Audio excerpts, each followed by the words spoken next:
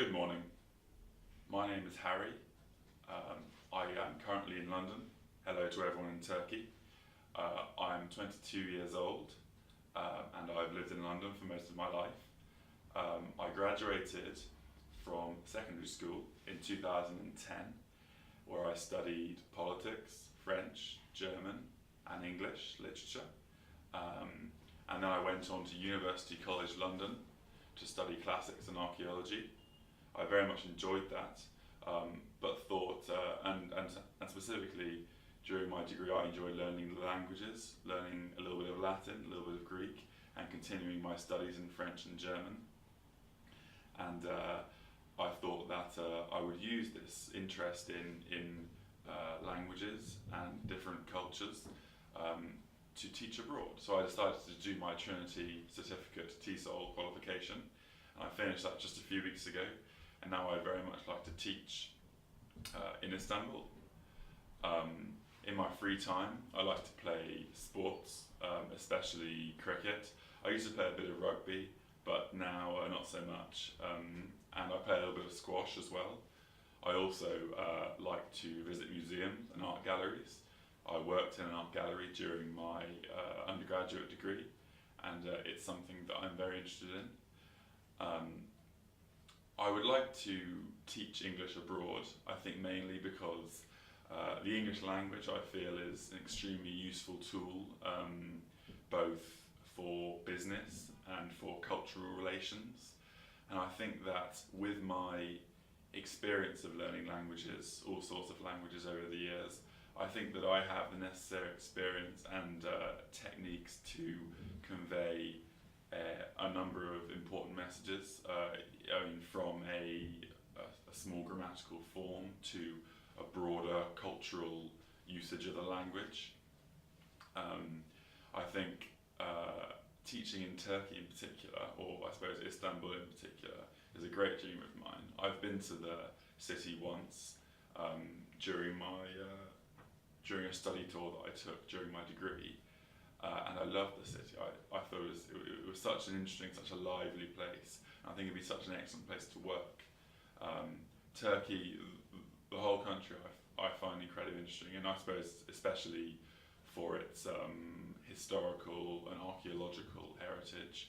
I've only really explored that part of it, but I think the modern culture itself also appeals to me a great deal.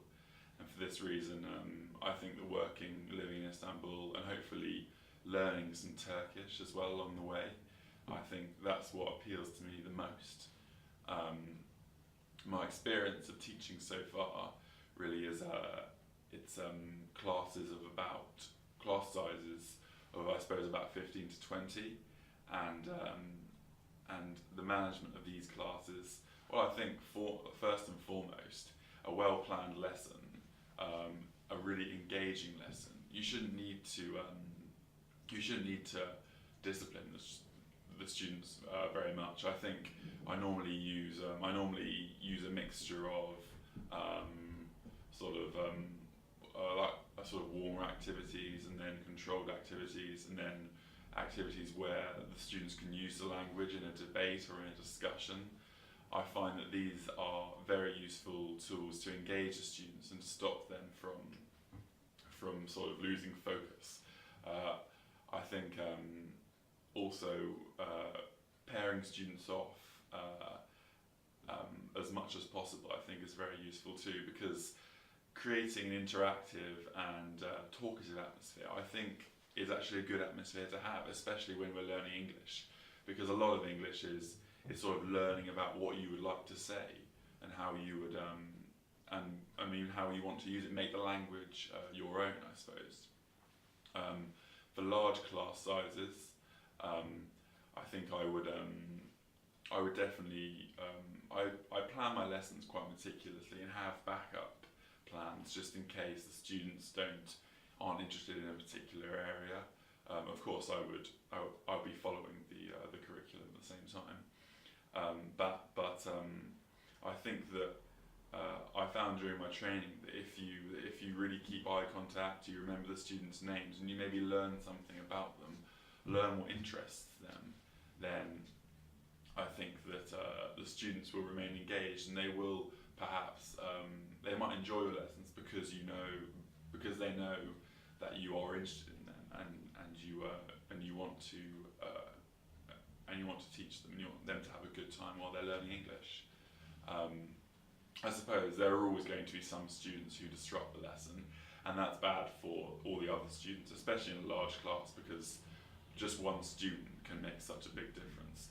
So in this case, I'd say, I think I would rather sort of talk to the student face to face, really, just sort of level with them and say that we're both trying to do our jobs. I suppose I have to teach you, and you have to learn, and we can both get a lot out of it as long as we follow the rules.